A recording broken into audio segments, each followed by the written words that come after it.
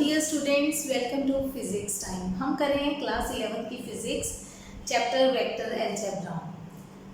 आज तक हम वेक्टर्स के कौन कौन से ऑपरेशंस कर चुके हैं। Addition of vectors, subtraction of vectors.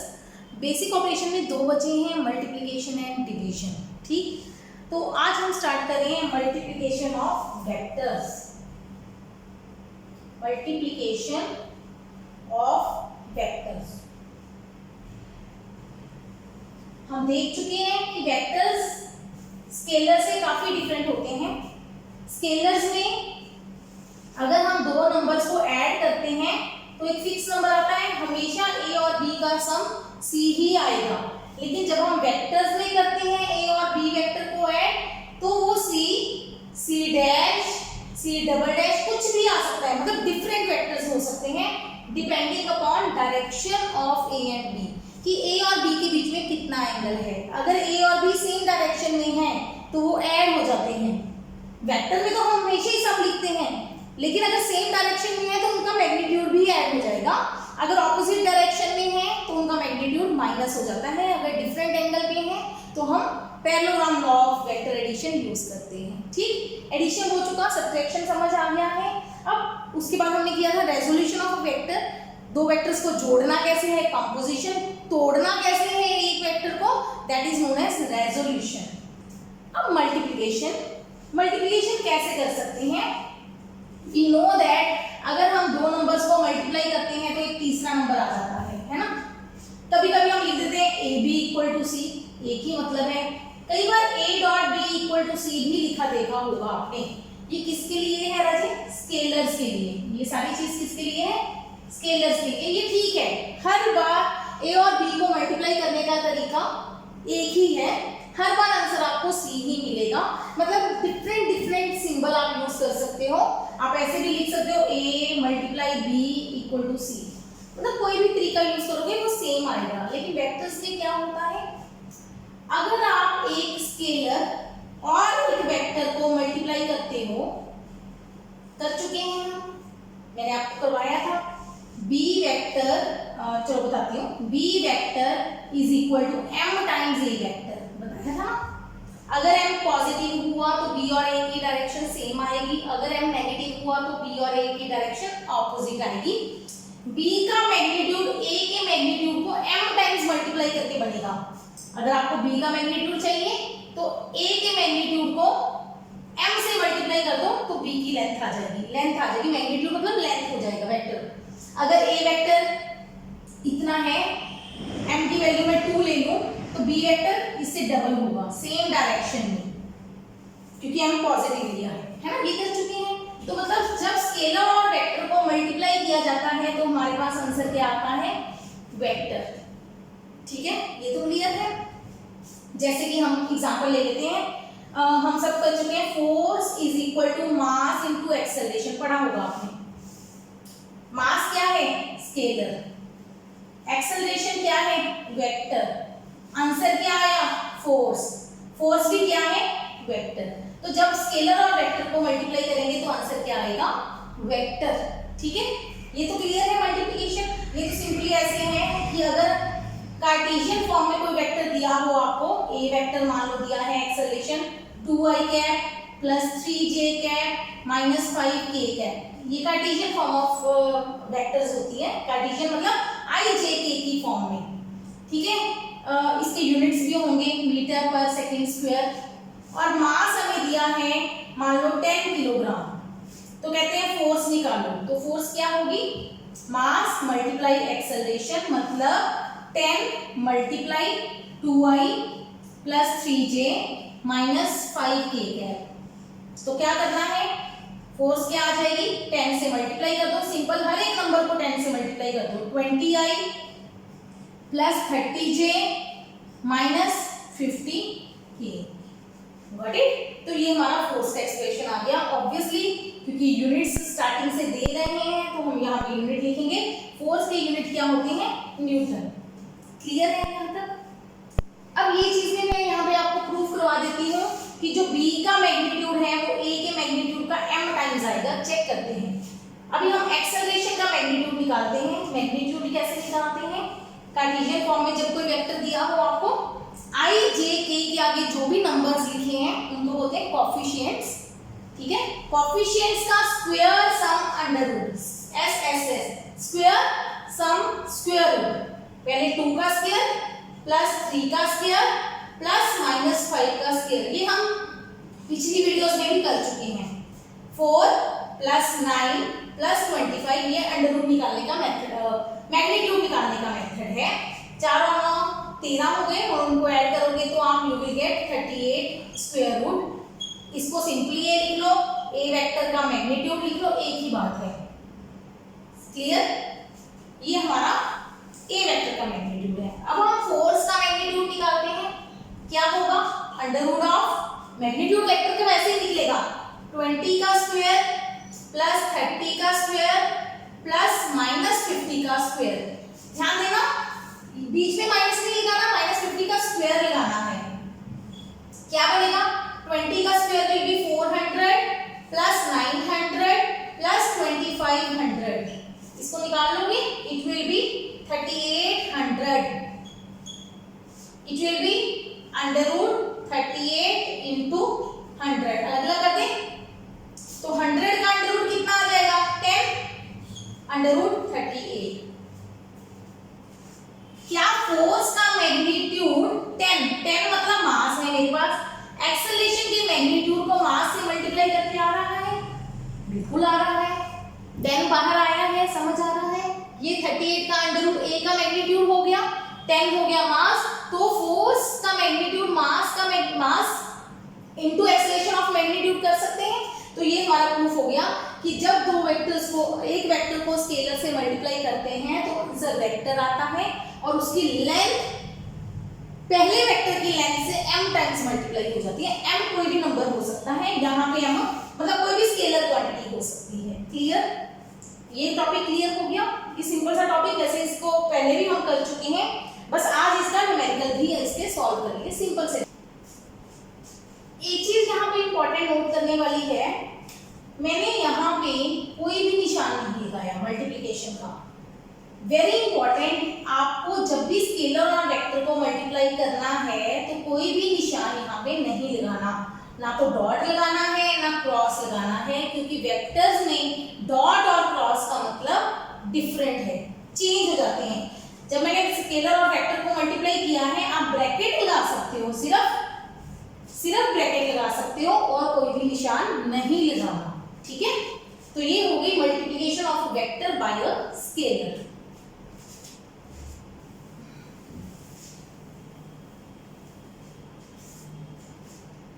उसके बाद आती है दो वेक्टर्स की मल्टीप्लिकेशन, जिसमें आपको आंसर स्केलर भी मिल सकता है, वेक्टर भी मिल सकता है। तो यहाँ पे आती है 2 टाइप्स ऑफ वेक्टर प्रोडक्ट्स, 2 तरह के वेक्टर प्रोडक्ट करेंगे आज हम। आपके सिलेबस में सिर्फ 2 वेक्टर्स की वेक्टर प्रोडक्ट है, 2 वेक्टर्स की प्रोडक्ट है, मतलब 2 वेक्टर्स को मल्टीप्लाई करके वेक्टर मल्टीप्लाई बाय वेक्टर, तो आंसर आ सकता है आपका स्केलर। सोचो, 2 वेक्टर्स को मल्टीप्लाई किया, आंसर आ गया स्केलर।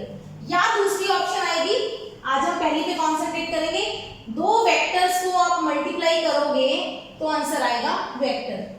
ये वाला पार्ट हम नेक्स्ट लेक्चर में करेंगे, इस लेक्चर में इस पे कॉन्सेंट्रेट करेंगे। 2 वेक्टर्स की मल्टीप्लिकेशन पे आंसर स्केलर आए।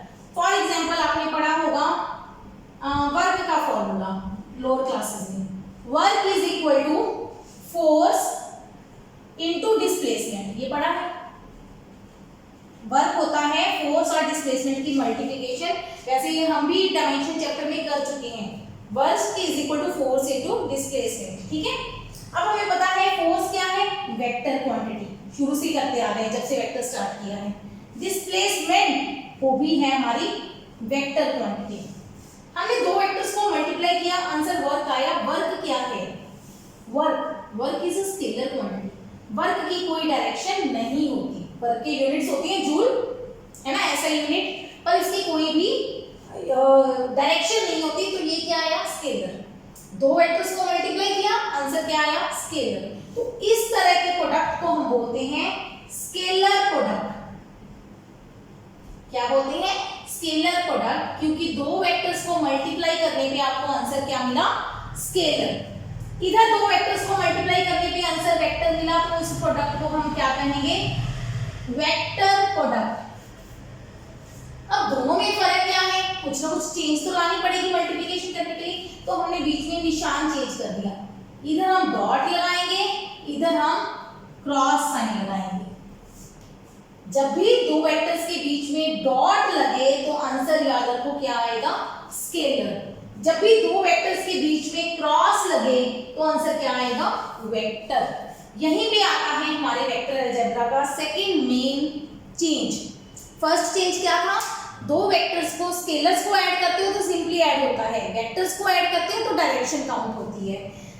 स्केलर में दो वेक्टर्स को मल्टीप्लाई करने का एक ही मेथड है, दो नंबर्स को मल्टीप्लाई करोगे 2 और 3 को हमेशा आंसर 6 आएगा, लेकिन वेक्टर्स को जब मल्टीप्लाई करोगे तो डिपेंड करता है आप कौन सी प्रोडक्ट ले रहे हो, स्केलर प्रोडक्ट ले रहे हो कि वेक्टर प्रोडक्ट ले रहे हो, आंसर विल बी डिफरेंट, क्योंकि पहली बार में आंसर स्केलर आएगा, दूसरी बार में आंसर वेक्टर आएगा। स्केलर और वेक्टर का मैग्नीट्यूड भी अलग-अलग आएगा, मतलब स्केलर तो होता ही मैग्नीट्यूड है, वेक्टर का मैग्नीट्यूड निकालोगे तो वो इस मैग्नीट्यूड से डिफरेंट आएगा, ठीक है। तो स्केलर प्रोडक्ट, क्योंकि इसके बीच में हम डॉट लगाते हैं, मैं इसको साफ कर रही हूँ, ये नोट हो गया एक बार, ठीक है। तो हम क्या लिखेंगे, अगर फॉर्मूला लिखें, work is equal to force dot displacement, ऐसे लिखेंगे इसको, डॉट प्रोडक्ट की फॉर्म में लिखेंगे, ठीक है। क्योंकि बीच में डॉट लगाया है तो इस प्रोडक्ट का नाम हम रखते हैं डॉट प्रोडक्ट। इसका नाम, दो नाम हो गए मल्टीप्लिकेशन के, जो आज का टॉपिक है हमारा, स्केलर प्रोडक्ट या डॉट प्रोडक्ट, स्केलर और डॉट प्रोडक्ट। क्योंकि आंसर स्केलर आया है तो हम इसको स्केलर प्रोडक्ट बोलते हैं, क्योंकि बीच में डॉट का सिंबल यूज किया है, ये स्टैंडर्ड यूज कर लिया हमने, उल्टा भी कर सकते थे पर स्टैंडर्ड बन चुका है अभी। और वेक्टर प्रोडक्ट का दूसरा नाम क्या आ जाएगा, क्रॉस प्रोडक्ट, क्योंकि बीच में साइन कौन सा लगाते हैं हम, क्रॉस, ठीक है। तो what is a dot, scalar product और डॉट प्रोडक्ट, ए वेक्टर डॉट बी वेक्टर, आपके पास कोई भी दो वेक्टर है जैसे फोर्स और डिस्प्लेसमेंट हो, तो आंसर क्या आता है इनका, स्केलर आएगा, मतलब एक नंबर आएगा, ए वेक्टर का मैग्नीट्यूड बी वेक्टर का मैग्नीट्यूड cos थीटा, ये फॉर्मूला है। अब दो वेक्टर्स हैं आपके पास ए और बी, तो उनके बीच में कोई ना कोई एंगल भी बनेगा, ये ए वेक्टर है, ये बी वेक्टर है, उनके बीच में एंगल थीटा है, तो हमारा फॉर्मूला क्या है, ए बी cos थीटा। लिखते हैं इसकी definition, scalar product is defined as scalar product of two vectors is defined as, definition है ये इसकी, क्या है डेफिनेशन, प्रोडक्ट ऑफ, इधर हमने तीन नंबर्स को मल्टीप्लाई किया है, तीनों नंबर्स हैं, ए का मैग्नीट्यूड ये भी नंबर आएगा, बी का मैग्नीट्यूड नंबर आएगा, cos थीटा नंबर आएगा, तीन नंबर्स को मल्टीप्लाई करेंगे अगेन एक नंबर आएगा, नंबर आएगा मतलब कोई वेक्टर नहीं आया, तो ये क्या बना, scalar. Scalar product of two vectors, ये वाली चीज, is defined as the product of, क्या क्या है प्रोडक्ट ऑफ, किस किस की प्रोडक्ट है, ए का मैग्नीट्यूड बी का मैग्नीट्यूड, मतलब product of magnitudes of both vectors, दोनों के मैग्नीट्यूड की मल्टीप्लिकेशन है, एंड और किसी की मल्टीप्लिकेशन है, cos थीटा की, cosine of angle between them. ये समझ आ गया, ये होगी स्केलर प्रोडक्ट की डेफिनेशन। क्या है scalar product, product of multiplication of, product मतलब मल्टीप्लिकेशन ही होता है, multiplication of magnitudes of both vectors, and दोनों के मैग्नीट्यूड को मल्टीप्लाई करो, एंड और किससे मल्टीप्लाई करो, cosine of angle between them, cosine of angle between them. फिलहाल के लिए हम वेक्टर प्रोडक्ट छोड़ते हैं, ये नेक्स्ट लेक्चर के लिए करेंगे। अभी ये चीज समझ में आ गई, क्लियर है, सिंपल सा क्वेश्चन देखें, अ force of magnitude 10 Newton displaces a body through 5 meter at angle 60 degree, find work. ये सिंपल सा क्वेश्चन, अब पहले इसका डायग्राम बना लेते हैं। एक फोर्स लग रही है 10 न्यूटन की, वो एक बॉडी को डिस्प्लेस कर देती है, मतलब बॉडी यहाँ पे रखी है, बॉडी यहाँ से यहाँ चली गई कितना मीटर, 5 मीटर, मतलब s कितना हो गया 5 मीटर डिस्प्लेसमेंट। इसको क्या मैं s का मैग्नीट्यूड लिख सकती हूँ, बिल्कुल लिख सकती हैं। अब फोर्स लग रही है 10 न्यूटन की एट एंगल 60 डिग्री, मतलब बॉडी इधर जा रही है, मतलब ये s वेक्टर है। फोर्स कैसे लगी, ऐसे, कितने एंगल पे, 60 डिग्री पे। सोचो यहाँ पे कोई बॉक्स रखा हुआ है, ये बॉक्स रखा हुआ है, आप इसको सीधा ऐसे खींचने की बजाय ऐसे टेढ़ा खींच रहे हो, ऐसे खींच रहे हो, तो ये ऐसे मूव हो गया। ऐसे रखा हुआ है, देखो ऐसे, हमने फोर्स किस डायरेक्शन में लगाई, इस डायरेक्शन में, टेढ़ी। फोर्स ये लगी, डिस्प्लेसमेंट ये हुई। इतना डिटेल में बनाने की जरूरत नहीं पड़ती, ये लॉजिक समझा रही हूँ आपको भी। हाँ बाकी ऐसे करोगे तो ये डिस्प्लेस किस डायरेक्शन में हुई, एक्स एक्सिस में। बॉडी ऐसे, बॉडी डिस्प्लेस हुई एक्स एक्सिस में, फोर्स ने किस डायरेक्शन में लगाई, टेढ़ी, तिरछी लगाई फोर्स, इंक्लाइंड लगाई, कितने एंगल पे, 60 डिग्री। तो वर्क क्या होगा, वर्क का फॉर्मूला F डॉट S। वैसे तो वर्क चैप्टर में ही करेंगे ये सारे न्यूमेरिकल्स, लेकिन अभी वेक्टर्स के लिए समझा देते हैं। तो होगा क्या, ये F का मैग्नीट्यूड, S का मैग्नीट्यूड, cos थीटा। ध्यान दो, cos 60 लिख देते हैं।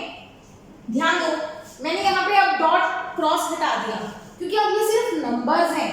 नंबर्स की मल्टीप्लिकेशन सिंपल करोगे, आप कहोगे जी अब हम इसकी वैल्यू पुट करते हैं, 10 इंटू 5 cos 60 हो गया हाफ।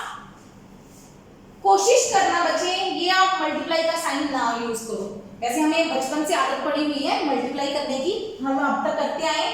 कोशिश करना ये आदत छोड़ने की, इसकी बजाय आप लगाओ ब्रैकेट, क्योंकि अब हम वेक्टर्स पढ़ रहे हैं, हम फिजिक्स में एडवांस हो चुके हैं, तो हमें पता है क्रॉस का साइन का मतलब अलग है, डॉट लगाने का मतलब अलग है, तो हम सिंपली ब्रैकेट लगा दो, ये मल्टीप्लिकेशन है। अगर हम सिंपली इधर देखो ए बी तो लिख दे तो कोई दिक्कत नहीं है, ए बी 2ab लिखते हैं हम, कोई दिक्कत नहीं है। लेकिन जब हमें लिखना है 2 इंटू 5 इंटू 6, ऐसे तो नहीं लिख सकते, 256 बन जाएगा।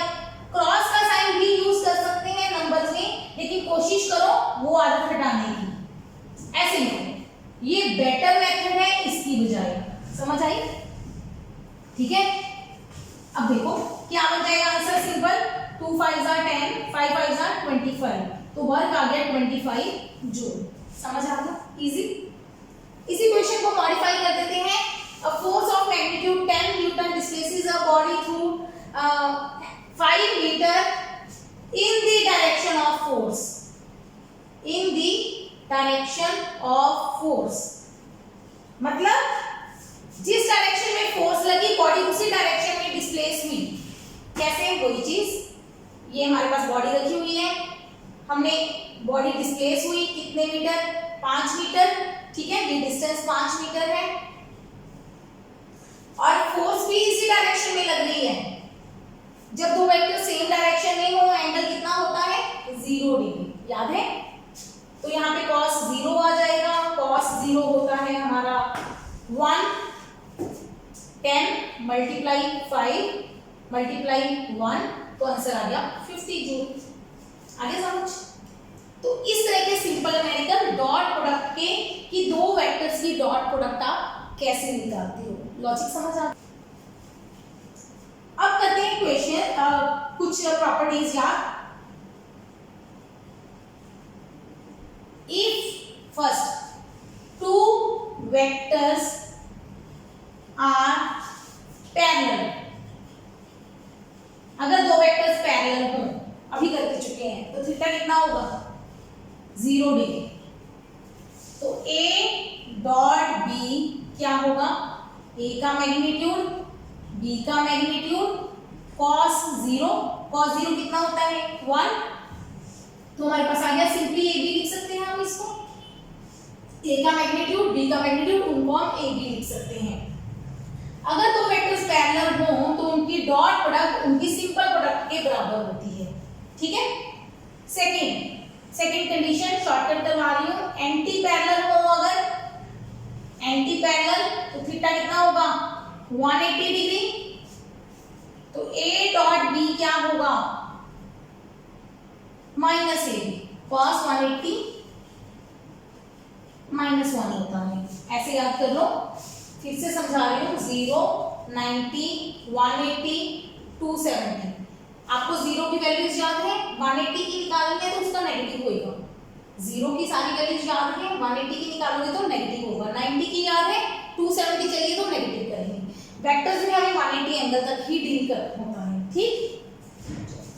थर्ड, परपेंडिकुलर, ये सबसे इंपॉर्टेंट है। परपेंडिकुलर, अगर दो वेक्टर्स परपेंडिकुलर हो तो थीटा क्या होगा, 90 डिग्री।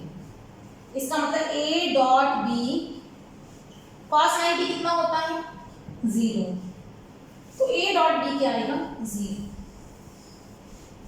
अगर आपके पास दो वेक्टर्स परपेंडिकुलर हो तो उनकी डॉट प्रोडक्ट क्या आएगी, 0।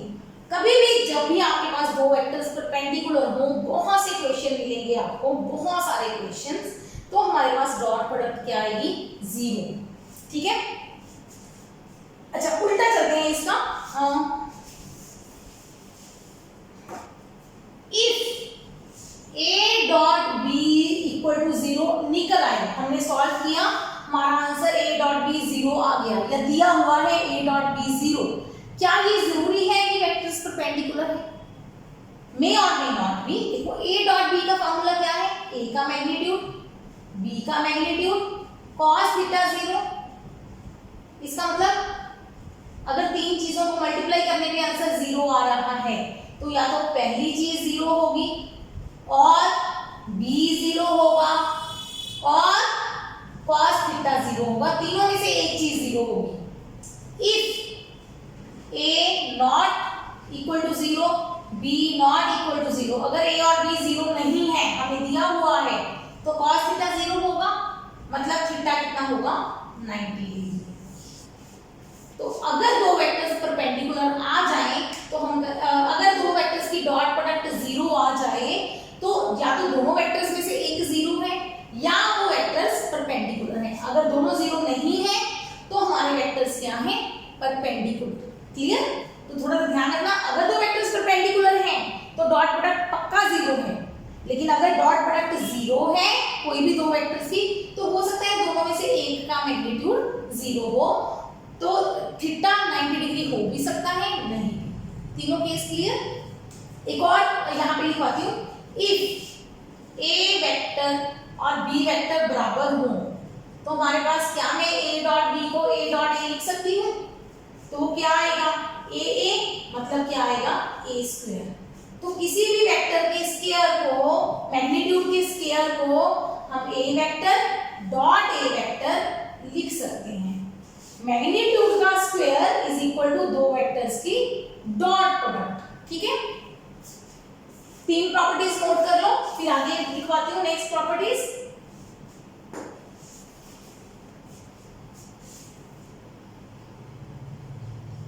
Fourth property, A dot B का फॉर्मूला ऊपर लिखा हुआ है, अब हमें चाहिए B डॉट A। ये B है, ये A है, ये थीटा है। क्या होगा, B का मैग्नीट्यूड, A का magnitude, cos of angle between B and A। B और A के बीच में कितना एंगल है, again the angle is same, theta. कई कहेंगे जी B से A की तरफ जाओ, कौन सा एंगल बनेगा, 360 माइनस थीटा, तो सेम ही आंसर आएगा। B से A जाओ या A से B जाओ, cos थीटा ही आंसर आएगा। तो अगर हम देखें A को B से 10 को 50 से 5 से मल्टीप्लाई किया 50, 5 को 10 से मल्टीप्लाई किया फिर से 50, आंसर इज सेम। तो इसका मतलब A dot B is equal to B dot A। क्या कहते हैं इस प्रॉपर्टी को, क्या कहते हैं इस प्रॉपर्टी को, commutative, commutative property. Commutative property holds good for dot product या scalar product. Scalar product commutative है, ऐसे कह सकते हैं, scalar product is commutative. Commutative का मतलब क्या होता है, ऑर्डर चेंज करने पे फर्क नहीं पड़ता। यही प्रॉपर्टी हम करके चुके हैं, A plus B equal to B plus A, याद है। ठीक है।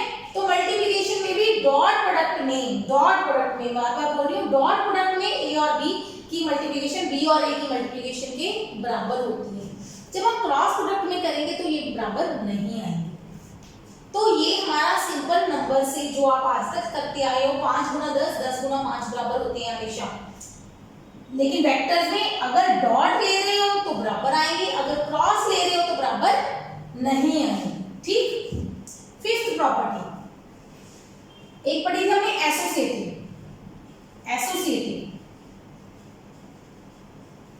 एडिशन में याद दिलाती हूँ। एडिशन में a प्लस बी, पहले इनको ऐड कर दिया फिर सी को जोड़ा, या a को अलग छोड़ा पहले b और c को जोड़ा फिर a जोड़ा, ये बराबर आए थे, याद है। एडिशन में ये आपस में क्या होते हैं, बराबर। अब देखते हैं मल्टीप्लिकेशन में a dot b dot c equal to a dot b dot c, क्या ये आपस में बराबर आएंगे? क्या ये नंबर आपस में बराबर आएंगे? बताओ। रॉन्ग, नहीं आएंगे, रॉन्ग। एक्चुअली बराबर क्या आएंगे, हम इनको कैलकुलेट ही नहीं कर सकते। क्यों नहीं कैलकुलेट कर सकते? अब ध्यान देना, बहुत इंपॉर्टेंट चीज समझा रही हूं। a dot b dot c जब मैंने लिखा, चाहे ये लेफ्ट ले लो चाहे राइट ले लो, जब मैं लेफ्ट हैंड साइड लिख रही हूं तो जब मैंने a डॉट b किया, what is a dot b? a dot b क्या बना? ये क्या बना? स्केलर। ये क्या है? वेक्टर। सिखाया था मैंने, आज ही सिखाया है आपको। जब भी आपको स्केलर से वेक्टर्स मल्टीप्लाई करना है तो बीच में कोई भी निशान नहीं डालना। ये बीच में निशान डाला हुआ है, इसका मतलब इट इज नॉट डिफाइंड। ये डिफाइन ही नहीं किया वेक्टर ने। वेक्टर ने कहा ही नहीं, वेक्टर अलजेब्रा में ऐसी कोई टर्म नहीं है कि स्केलर और वेक्टर की डॉट प्रोडक्ट ले सके। हम स्केलर और वेक्टर की डॉट प्रोडक्ट नहीं ले सकते। ऐसे इधर करोगे तो b डॉट c आपका क्या आ गया? राइट हैंड साइड ले लेते हैं, यहाँ पर बना देती हूँ। राइट हैंड साइड क्या है? a dot b dot c। b dot c क्या है? स्केलर। a क्या है? वेक्टर। तो क्या आप वेक्टर और स्केलर की डॉट प्रोडक्ट ले सकते हो? नहीं। It is not defined in vectors to take dot product of a scalar with a vector. मतलब वेक्टर और स्केलर की डॉट प्रोडक्ट आप नहीं ले सकते। इसका मतलब एडिशन पे एसोसिएटिव प्रॉपर्टी लगती है, डॉट प्रोडक्ट पे एसोसिएटिव प्रॉपर्टी नहीं लगती। हो गया ना डिफरेंट? यही है स्केलर और वेक्टर्स में डिफरेंस, कि कोई प्रॉपर्टी स्केलर्स में लगती है, वेक्टर्स में नहीं लगती। कोई प्रॉपर्टी एडिशन में लगती है, मल्टीप्लिकेशन में नहीं लगती। क्रॉस प्रोडक्ट में हम नेक्स्ट में करेंगे, वो बाद में बताऊंगी होल्ड होती है कि नहीं होती। एक्चुअली नहीं होती वहां पे भी, पर वहां पे डिफाइन होती है, होल्ड नहीं होती, बराबर नहीं आते आंसर। ठीक है, नोट हो गया ये चीज। आगे लेते हैं। लास्ट प्रॉपर्टी इसमें आती है डिस्ट्रीब्यूटिव प्रॉपर्टी। ये हमने एडिशन में नहीं की थी क्योंकि होती नहीं एडिशन में डिस्ट्रीब्यूटिव प्रॉपर्टी, ये मल्टीप्लिकेशन में ही आती है। कैसे, कौन सी प्रॉपर्टी को डिस्ट्रीब्यूटिव प्रॉपर्टी बोलते हैं? ए वेक्टर डॉट, इधर अंदर दो वेक्टर्स का सम या डिफरेंस कुछ भी हो सकता है। A dot B plus C, simply समझाती हूँ। 5 मल्टीप्लाई 3 प्लस 4 कितना आएगा answer? 5 multiply 7 35। Again multiply sign आगे से हटाओ, 5 इंटू 7 35। अगर मैं मल्टीप्लाई करूँ 5 इंटू 3 प्लस 5 इंटू 4, ब्रैकेट निकाल दूँ, 5 3 जार 15, 5 4 जार 20, तो 35 आंसर आता है। तो मतलब 5 into 3 plus 4 is equal to 5 into 3 plus 5 into 4, यानी कि a into B plus C is equal to A B plus A C. इस प्रॉपर्टी को बोलते हैं डिस्ट्रीब्यूटिव प्रॉपर्टी।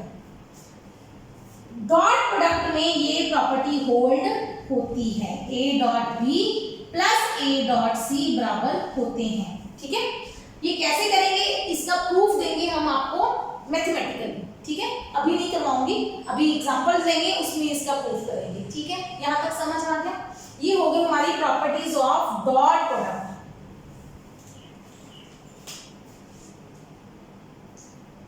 यहां से चलते हैं, ये हमारा फॉर्मूला लिखा रहेगा, आप सब पढ़ चुके हैं। I unit vector long x axis ऐसे बना देते हैं। ये हमारी एक्स एक्सिस है, ये हमारी वाई एक्सिस है। तीसरी जेड एक्सिस कैसे बनाते हैं हम, ये ओरिजिन है। जेड एक्सिस पे बोर्ड पे या पेपर पे जब आप कॉपी पे ड्रॉ करोगे तो आप तिरछी लाइन लगाओगे। एक्चुअली ये लाइन कैसे है, बाहर की तरफ। एक्स एक्सिस, वाई एक्सिस और जेड एक्सिस इसके परपेंडिकुलर होती है बाहर की तरफ। इस तरह से केस होता है कुछ। ये एक्स एक्सिस है, ये एक्स है, ये ऊपर वाला वाई है, ध्यान देना, दिख रहा है एक्स वाई और ये बाहर की तरफ जेड है। तो ये परपेंडिकुलर होता है इन दोनों के, लेकिन बोर्ड पे हम परपेंडिकुलर नहीं ड्रॉ कर सकते तो हम डायगोनल लाइन लगा देते हैं, ठीक। एक्स एक्सिस का यूनिट वेक्टर कौन होता है, आई कैप। वाई एक्सिस का यूनिट वेक्टर जे कैप। जेड एक्सिस का यूनिट वेक्टर के कैप। ये कर चुके हैं हम। ध्यान दो, आई जे के किस डायरेक्शन में आते हैं, जनरली एंटी क्लॉकवाइज। अगर आप आई से जाओगे जे से जाओगे के, तो आपकी डायरेक्शन क्या बनती है, एंटी क्लॉकवाइज। सिंपली भी अगर हम क्वाड्रेंट बनाते हैं, ये 0 डिग्री, ये 90 डिग्री एंगल बढ़ाते हैं तो एंगल किस डायरेक्शन में जाता है, एंटी क्लॉकवाइज। फिजिक्स में एंटी क्लॉकवाइज डायरेक्शन को जनरली कंपल्शन नहीं है, पॉजिटिव कंसीडर किया जाता है, और जब क्लॉकवाइज डायरेक्शन आती है उसको नेगेटिव कंसीडर किया जाता है फिजिक्स और मैथ्स में ज्यादातर, ठीक है। कोई रट्टे वाली चीज नहीं है। नॉर्मली ऐसे याद रख लो, 0 से 90 आप एंटी क्लॉक जाते हो, क्लॉक के उल्टा। क्लॉक आपका ऐसे बढ़ता है आगे की तरफ, ये उल्टा जा रहा है, ठीक है। तो उल्टा वाली डायरेक्शन एंटी क्लॉक, उसको हम पॉजिटिव लेते हैं। एक्स से वाई, वाई से जेड, जेड से एक्स, एक्स से वाई, वाई जेड, इस तरह से ऑर्डर जाता है। अगर सिर्फ दो वेक्टर्स हों, जैसे हमने किया था कंपोनेंट्स में, अगर सिर्फ दो वेक्टर्स की बात हो तो हम उनको रेक्टेंगुलर कहते हैं, रेक्टेंगुलर। अगर 3 वेक्टर्स हो तो हम उनको क्या कहते हैं, ऑर्थोगोनल। क्या कहते हैं, ऑर्थोगोनल यूनिट वेक्टर्स। तो ऑर्थोगोनल यूनिट वेक्टर्स किनको कहा जाता है, वो यूनिट वेक्टर्स जो एक दूसरे के परपेंडिकुलर हो। तीनों वेक्टर्स एक दूसरे के परपेंडिकुलर होने चाहिए। कितने होने चाहिए, 3 ऑर्थोगोनल वेक्टर्स होते हैं। 3 ऑर्थोगोनल वेक्टर्स कौन से होते हैं हमारे, आई जे के, जो तीनों आपस में म्यूचुअली परपेंडिकुलर हो। मतलब आई और जे के बीच में एंगल 90 डिग्री बनेगा, जे और के बीच में एंगल 90 डिग्री बनेगा, आई और के बीच में एंगल भी 90 डिग्री बनेगा, ठीक है।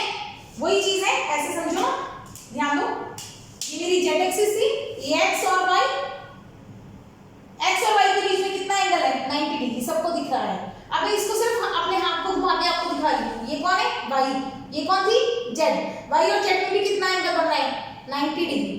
अब मैं एक्स और जेड दिखा रही हूं आपको, देखो मैं घुमा रही हूं, ये मेरे पास कौन है, जेड थी, ये एक्स थी। एक्स और जेड में भी कितना एंगल है, 90 डिग्री, ठीक है। तो तीनों म्यूचुअली परपेंडिकुलर वेक्टर्स को हम क्या बोलते हैं, ऑर्थोगोनल वेक्टर्स। क्योंकि तीनों यूनिट थे तो ऑर्थोगोनल यूनिट वेक्टर्स। अब dot product of orthogonal vectors लिखते हैं। पहले लेते हैं I dot I, J dot J, के डॉट के। फिर हो सकता है आई डॉट जे, आप कहेंगे नहीं जी हम तो जे डॉट आई करेंगे, कोई बात नहीं बेटा, सेम ही है, आई डॉट जे या जे डॉट आई अभी करके चुके हैं ना। कौन सी प्रॉपर्टी, कॉम्यूटेटिव प्रॉपर्टी। अच्छा, कोई कहेगा जी जे को डॉट के चाहिए, कोई बात नहीं, कोई कहेगा के डॉट जे चाहिए, हम सारी वैल्यूज याद करेंगे। ये बहुत इंपॉर्टेंट है, इनकी वैल्यूज याद करना, ज्यादा डिफिकल्ट नहीं है, बहुत इजी है। क्या इजी है, अब हमें चाहिए आई डॉट आई।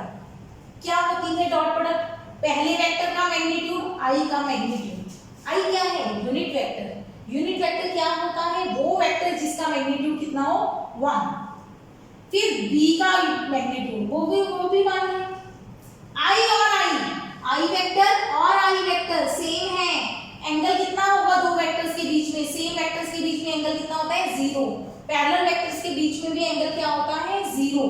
1 cos 0 भी 1 होता है, तो आई डॉट आई क्या आया, 1। जे डॉट जे क्या आएगा, 1।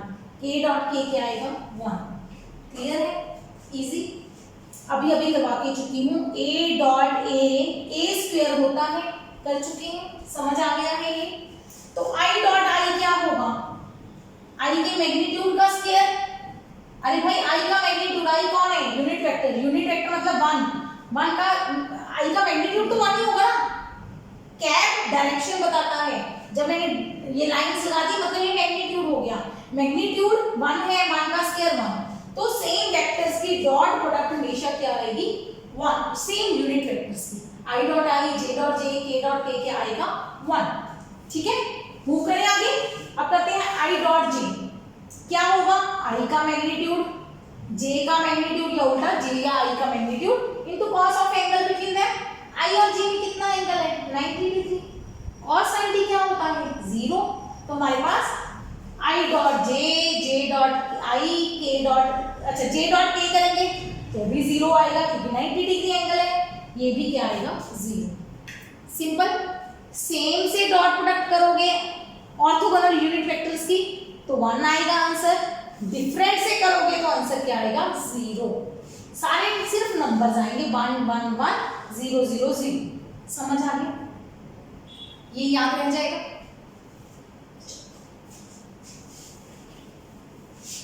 एक बार इसको नोट कर लिया, i डॉट i दोबारा लिख देती हूँ 1 1 cos 0 is 1, ये इसको नोट कर लो एक बार, हो गया।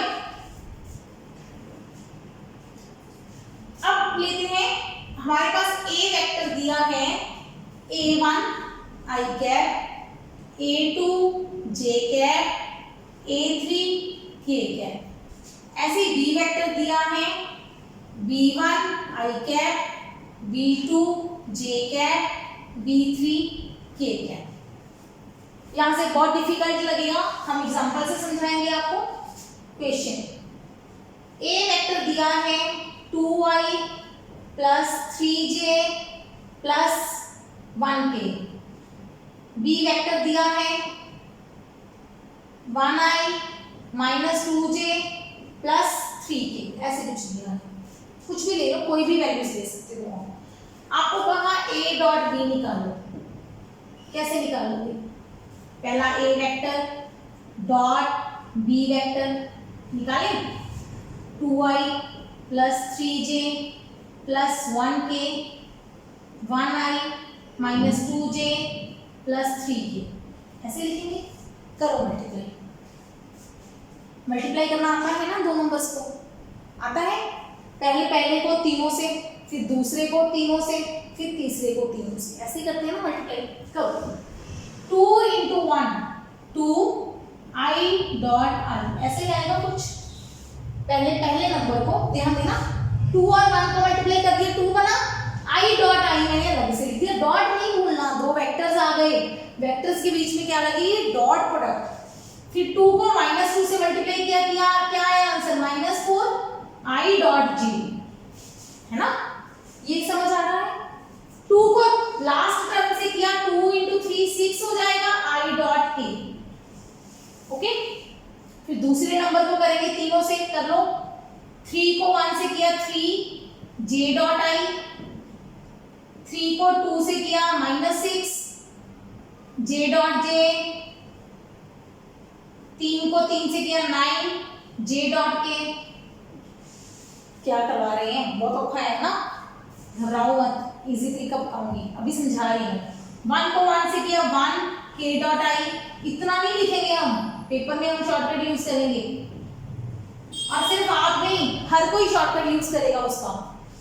3 को 1 से किया 3k इंटू k।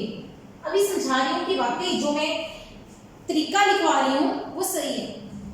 अब वैल्यूज पुट कर दें, i डॉट i कितना था बेटा 1, i डॉट j कितना था 0, डिफरेंट वेक्टर्स की डॉट प्रोडक्ट 0, सेम वेक्टर्स की dot product 1 i j k के लिए, बाकियों के लिए नहीं।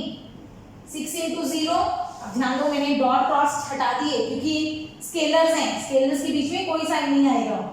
3 into 0, 6 into 1, 9 into 0, 1 into 0, 2 into 0, 3 into 1, कुछ ऐसा आया नंबर, 1 0 0 1 जो भी है पुट कर दिए सारे।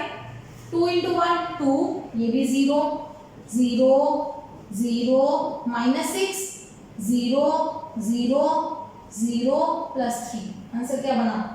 2 - 6 प्लस 3 -1 आंसर बना। कितना टाइम लग गया सॉल्व करने में? शॉर्टकट समझाओ। A डॉट बी सिंपली हमने देखा कि हमारा एक तो ये नंबर बचा, एक ये नंबर बचा, एक ये नंबर बचा, सिर्फ 3 नंबर बचे हैं, बाकी 6 नंबर 0 हो गए, है ना। तो क्यों हम 6 नंबर को लिख रहे हैं? हम इन नंबर को लिखते ही हमें पता है ये 0 बनने हैं। कौन से 0 बनने हैं? जब ऑपोजिट को मल्टीप्लाई करोगे, i को j से मल्टीप्लाई करोगे तो 0 बनेगा, i को k से करोगे तो 0 बनेगा, j को k से करोगे 0 बनेगा, j को i से करोगे 0 बनेगा। हमें पता है ये सारे 0 बनेंगे। कौन कौन से बचेंगे? जब i को i से मल्टीप्लाई करोगे, और i को i से मल्टीप्लाई करने पे क्या बनेगा? 1। तो मतलब आप सिंपली करो, 2 को 1 से गुणा करो, 2 into 1 प्लस 3 को -2 से गुणा करो, प्लस 1 को 3 से मल्टीप्लाई करो, मतलब 2 को 1 से, 3 को -2 से, 1 को 3 से। तो आंसर चेक करते हैं, 2 - 6 प्लस 3 -1, सेम आंसर आया। तो हम इतना लंबा मेथड, लंबा चौड़ा मेथड क्यों लगा रहे हैं? हमारे पास सिंपल आंसर आ गया। जब हमने दो वेक्टर्स की डॉट प्रोडक्ट लिखनी है, वेरी इंपॉर्टेंट, दोनों वेक्टर्स किस फॉर्म में दिए हो? कार्टेशियन फॉर्म में, i j k के फॉर्म में। तो क्या करना है आपको? a1 को b1 से मल्टीप्लाई कर देना है, i को i से, i j के हटा देने हैं, j को j से, k को k से। Simple method to multiply two vectors. क्या करो? i वाले को i से, नंबर्स को मल्टीप्लाई करना है, पॉजिटिव नेगेटिव लेके, j को j से, k को k से। ठीक, करें इसके न्यूमेरिकल्स। ये एक न्यूमेरिकल तो यही हो गया। एक और क्वेश्चन बना लेते हैं। ये लो, a वेक्टर दिया है i plus 2j, b vector दिया है -3j प्लस 2k, ऐसे कुछ ऐसे दिया है। तो कैसे मल्टीप्लाई करेंगे? अब हमें चाहिए a डॉट b। क्या है? अब हमारे पास यहाँ पे i नहीं है, यहाँ पे k नहीं है। जो चीज नहीं है उसको आप 0 लिख सकते हैं, बिल्कुल लिख सकते हैं। 0 के 0 से मल्टीप्लाई करेंगे 0 आ जाएगा। इधर मैं 0 y लिख सकती हूँ, बिल्कुल लिख सकते हैं। ठीक है, तो इधर 1 है, 1 को 0 से मल्टीप्लाई करो, 2 को -3 से मल्टीप्लाई करो, 0 को 2 से मल्टीप्लाई करो। क्या बना? 0 - 6 प्लस 0 -6 आंसर। बस आंसर जो आएगा वो एक स्केलर नंबर रहेगा। क्लियर हो गया ना? इसी क्वेश्चन को कहते हैं, अब क्वेश्चन आता है find angle between A vector and B vector. अब इसी क्वेश्चन को चेंज करते हैं कि हमें कहते हैं एंगल पता करो। तो हमें कैसे निकालना है? हमारे पास a dot b equal to AB cos theta. बेटा मैग्नीट्यूड में नहीं लिख रही, इसी बात है। मैग्नीट्यूड नहीं लिखा तो वेक्टर भी नहीं लिखा है मैंने, है ना। अगर सिंपल a लिख रहे हैं तो वो a वेक्टर का मैग्नीट्यूड के बराबर ही होता है, ये याद रह जाएगा। अब a dot b equal to AB cos theta है, मुझे थीटा चाहिए, तो cos थीटा क्या बना? a dot b divided bye AB, यही बना। ठीक है, क्या हम a डॉट b निकाल चुके हैं? बिल्कुल। टफ है कि इजी है? बिल्कुल इजी है। अब हमारे पास a डॉट b क्या आया है? -6। इसी क्वेश्चन को लेके चलिए। अब मुझे चाहिए a का मैग्नीट्यूड। मैग्नीट्यूड कैसे निकालते हैं? क्या बताना पड़ेगा दोबारा? नहीं जी, बिल्कुल नहीं बताना पड़ेगा। कैसे निकालेंगे? Under root of 1 square plus 2 square plus 0 square. कितना आया? 3 ना, 2 स्क्वायर 4 और 1 5, अंडर रूट 5। b का magnitude 0 square plus -3 square plus 2 square, 3 square 9, 2 square 4, 9 और 4 13, अंडर रूट 13। ठीक है, तो हमारा cos थीटा क्या आ जाएगा? -6 divided by under root 5 under root 13। अगर इससे आगे कैलकुलेटर यूज करोगे तो हो जाएगा, या लॉग टेबल यूज करोगे तो निकल जाएगा, नहीं है तो यहीं पे छोड़ दो। यहीं पे क्वेश्चन को स्टॉप कर दो, यहाँ से थीटा निकल जाएगा। ज्यादा निकालना चाहते हो तो लिख दो cos इनवर्स -6/√5/13, बस यहीं तक छोड़। cos को उधर जाके cos इनवर्स बना दिया, ये एंगल बिटवीन टू वेक्टर्स आ गया। ठीक, समझ आ गया?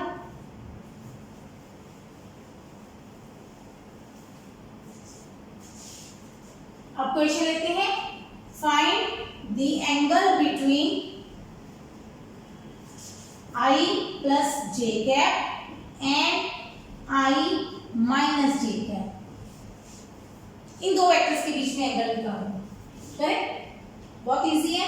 पहले वेक्टर को a ले लो I plus j, दूसरे वेक्टर को I minus j। ठीक है, तो a का magnitude 1 square plus 1 square √√2, b का मैग्नीट्यूड 1 स्क्वायर प्लस -1 स्क्वायर 1 + 1 √2। ये गलती बच्चे नॉर्मली करते हैं, बीच में माइनस लगा के। माइनस नहीं लगेगा बेटा, -1 का स्क्वायर लगेगा। अब हमें चाहिए a डॉट b, k है दोनों में ही नहीं है तो 0 के लगाने की जरूरत नहीं है। क्या करेंगे, 1 को 1 से 1 × 1 प्लस दूसरे का 1 इधर -1, i को i से मल्टीप्लाई करना है, j को j से करना है, पॉजिटिव नेगेटिव लेने हैं साथ में। 1 × 1 1, 1 - 1, आंसर आ गया 0। तो cos थीटा बराबर a dot b divided by a magnitude b magnitude 0, तो थीटा कितना बना 90 डिग्री। इसका मतलब vectors are perpendicular, vectors are perpendicular. Note हो गया? इसी क्वेश्चन को जरा सा चेंज करती हूं, हमें कह देंगे find a if vectors 2i plus aj 2i minus j are perpendicular. अगर हमारे पास दो वेक्टर्स परपेंडिकुलर हैं, ऐसे करो k भी ले लो, k को नाराज नहीं करते हम, k cap and minus k cap are perpendicular. कोई भी दो वेक्टर्स, कुछ भी नंबर दे देंगे, दो वेक्टर्स आपको बोल दिया परपेंडिकुलर हैं, तो एंगल तो a की वैल्यू पता करो। वेक्टर्स आर, या ऐसे कह लो a vector perpendicular b vector. इसका मतलब दो वेक्टर्स अगर परपेंडिकुलर हैं तो उनकी डॉट प्रोडक्ट क्या आएगी 0। a और b यहाँ पे चेंज कर दें हम, 2i aj plus k 2i minus j minus k। दो वेक्टर्स परपेंडिकुलर हैं तो उनकी डॉट प्रोडक्ट 0। डॉट प्रोडक्ट निकालो, 2 × 2 plus a × -1 plus 1 × -1 equal to 0। 4 - a -1 equal to 0। a उधर चला जाएगा, 4 - 1 3। तो a की वैल्यू कितनी है 3।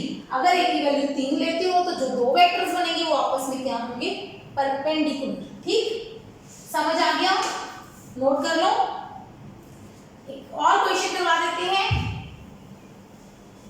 फाइंड एंगल बिटवीन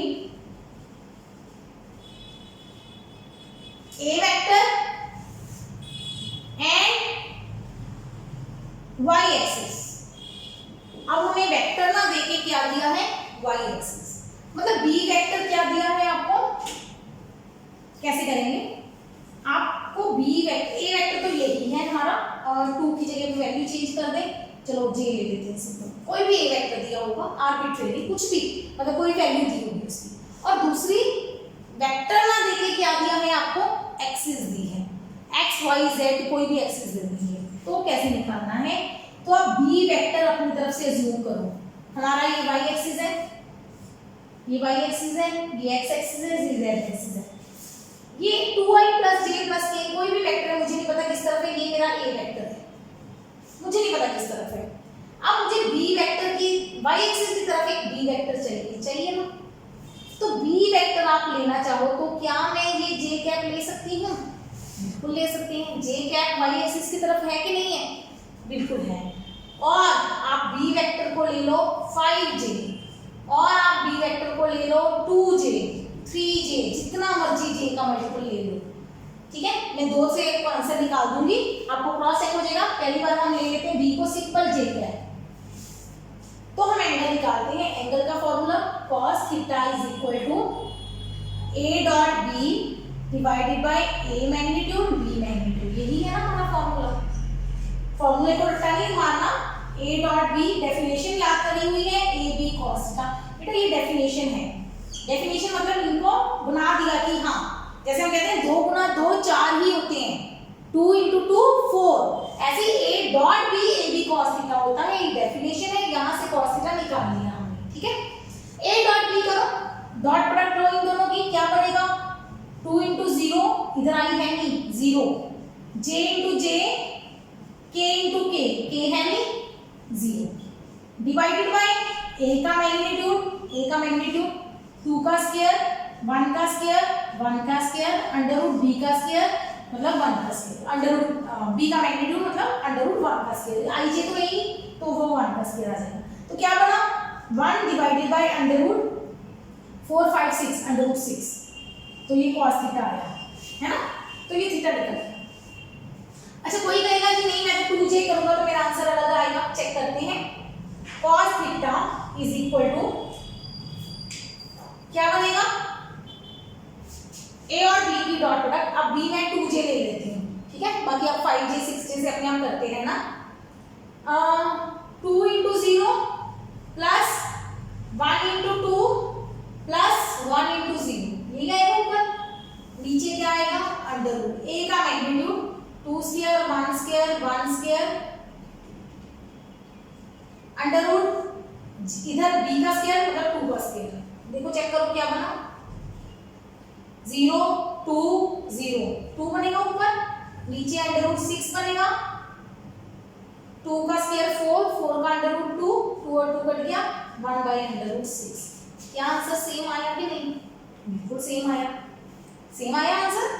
तो इसका मतलब जब आपको कोई एक्सिस दे दें तो आप उस एक्सिस का या तो यूनिट वेक्टर ले लो या एक्सिस का कोई भी वेक्टर ले लो, आंसर क्या आएगा? सेम। जब भी आपको बोले किसी वेक्टर और वाई एक्सिस के बीच में, एक और एग्जांपल से समझा देती हूँ राजे।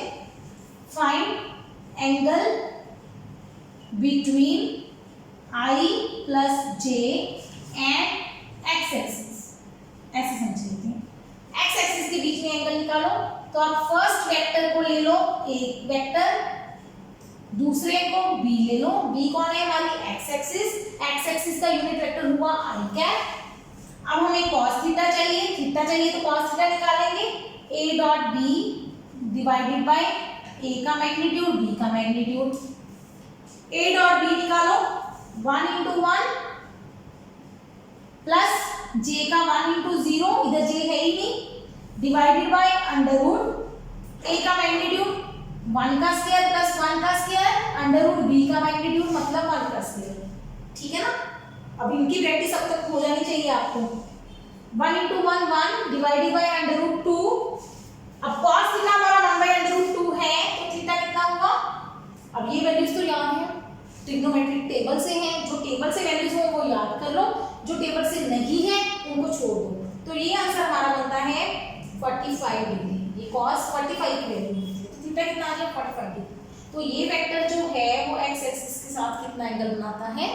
45 डिग्री। ठीक है, ये हो गए हमारे एंगल बिटवीन टू वेक्टर्स पता करना with the help of dot product.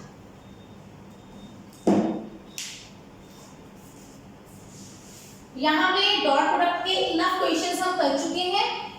इसके रिलेटेड जो भी आपकी बुक में क्वेश्चन है उनको सॉल्व करो, जो डाउट्स हैं मुझे सेंड करो, हम उन पे वीडियो बना लेंगे, डाउट वीडियोस। जैसे फर्स्ट चैप्टर की डाउट वीडियोस अगर आप देख रहे हो, जो भी स्टूडेंट्स मुझे क्वेश्चन भेज रहे हैं उनके लिए मैं सॉल्व करके वीडियो डाल रही हूँ। कुछ क्वेश्चन एनसीईआरटी के होते हैं, कुछ और बुक्स के भेजते हैं स्टूडेंट्स, तो उनकी डाउट वीडियोस चल रही हैं। अब करते हैं एक और चीज, आपको पूछा जाए ए वेक्टर प्लस बी वेक्टर का स्क्वायर स्क्वायर क्या होगा? एक्चुअली स्क्वायर मैग्नीट्यूड का होता है, मैग्नीट्यूड का स्क्वायर। हम कर चुके हैं ए स्क्वायर यानी कि ए मैग्नीट्यूड स्क्वायर किसके बराबर है? A dot A, A dot A. तो A plus B dot A plus B, यही बनेगा। क्या बनेगा वो? A dot A dot B, B dot A plus B dot B, यही बनेगा। मल्टीप्लाई कर लिया, ब्रैकेट खोल ली। अगर मेरे पास ये ए वेक्टर है, ये बी वेक्टर है और उनके बीच में एंगल थीटा है, तो अगर मैं बात करूं ए प्लस बी, वो क्या होगा मेरे पास? रिजल्टेंट। ए प्लस बी क्या होगा? रिजल्टेंट। कैसे आएगा? पैरेललोग्राम कंप्लीट करके, है ना? Parallelogram law of vector addition. तो क्या ए प्लस बी का मैग्नीट्यूड आर का स्क्वायर नहीं हुआ? आर का मैग्नीट्यूड नहीं हुआ? इसका मतलब ए प्लस बी का मैग्नीट्यूड आर के मैग्नीट्यूड के बराबर नहीं हुआ? बिल्कुल हुआ।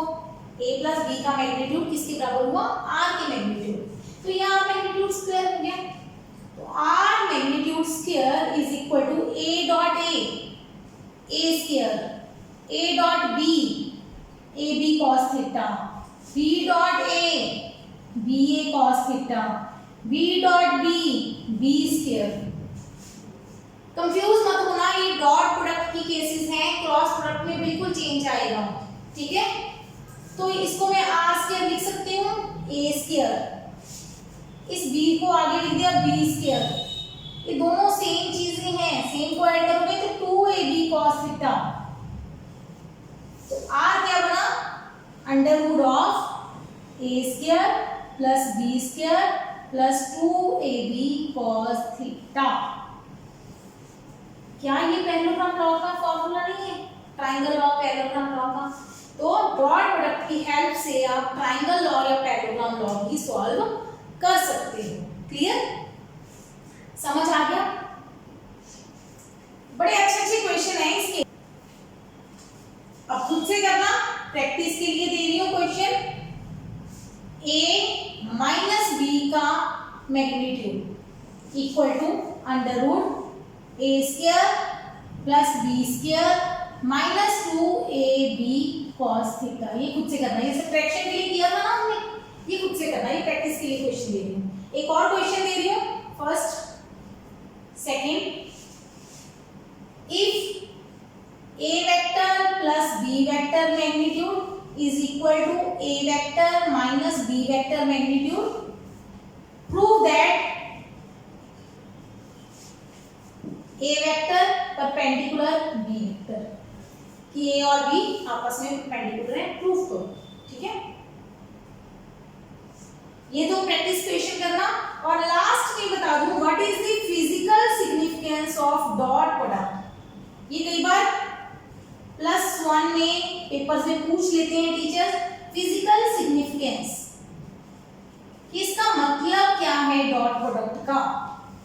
क्यों डॉट प्रोडक्ट, मतलब डॉट प्रोडक्ट का formula A B cos theta कैसे आया, क्यों आया, क्या मतलब है, कहना क्या चाहते हैं?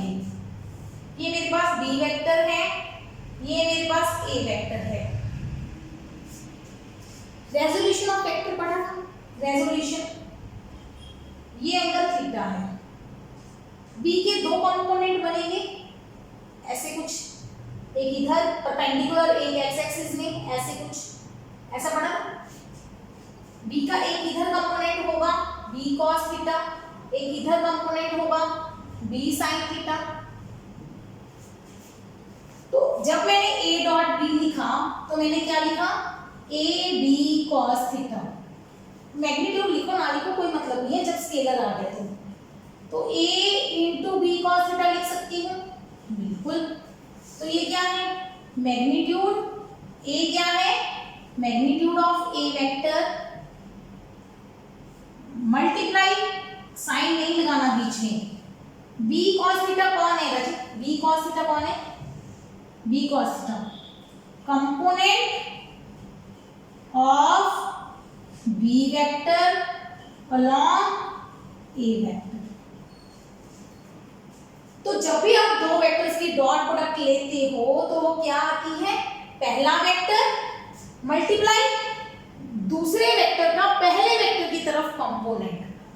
फोर्स यहां से समझ नहीं आता तो यहां से देखो, ये हमने फोर्स लगाई थी अभी एक ब्लॉक पे 10 न्यूटन की फोर्स लगाई थी, कितने एंगल पे, 60 डिग्री एंगल पे ब्लॉक डिस्प्लेस हो गया। तो अब क्या लो, फोर्स के दो हिस्से आएंगे, एक फोर्स आएगी परपेंडिकुलर, एक फोर्स आएगी पैरेलल। तो F का इधर कंपोनेंट कौन आएगा, cos थीटा। तो अगर आप F डॉट S निकाल रहे हो तो मतलब F cos थीटा को S से मल्टीप्लाई कर दो, मतलब फोर्स का वो कंपोनेंट लेना है जो अलोंग द डिस्प्लेसमेंट हो, दोनों की सेम डायरेक्शन है, दोनों को मल्टीप्लाई करोगे तो क्या निकलेगा, वर्क। मतलब जो परपेंडिकुलर कंपोनेंट है डॉट प्रोडक्ट में, परपेंडिकुलर कंपोनेंट काम का नहीं है, कौन सा कंपोनेंट काम आएगा, पैरेलल कंपोनेंट। जो भी आपके सेकंड वेक्टर, मतलब उल्टा भी लिख सकते थे राजे, इसको कोई रट्टा नहीं है, इधर भी b cos थीटा लिखना जरूरी नहीं है, आप a cos theta into b भी लिख सकते हैं। तो हम कह देंगे magnitude of b vector multiply component of a, अभी a का कंपोनेंट हो जाएगा अलोंग b वेक्टर। मतलब जब आपको दो वेक्टर्स की डॉट प्रोडक्ट लेनी है तो एक वेक्टर का मैग्नीट्यूड लेना है, दूसरे का कंपोनेंट लेना है। कौन सा कंपोनेंट, जो पहले वेक्टर की तरफ हो, मतलब f का वो कंपोनेंट लेना है जो डिस्प्लेसमेंट की तरफ आए, ठीक है।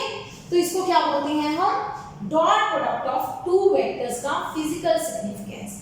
कि जब आप दो वेक्टर्स की डॉट प्रोडक्ट लेते हो तो एक वेक्टर का मैग्नीट्यूड दूसरे के कंपोनेंट से मल्टीप्लाई करते हो, चाहे पहले का मैग्नीट्यूड ले लो दूसरे का कंपोनेंट, चाहे दूसरे का मैग्नीट्यूड ले लो पहले का कंपोनेंट, ठीक है। So this is all about dot product. इन दो क्वेश्चंस को सॉल्व करना, नेक्स्ट वीडियो में मैं इसको सॉल्व करवा के दिखा दूंगी आपको। I hope you are enjoying my videos. तो keep watching, keep learning, take care.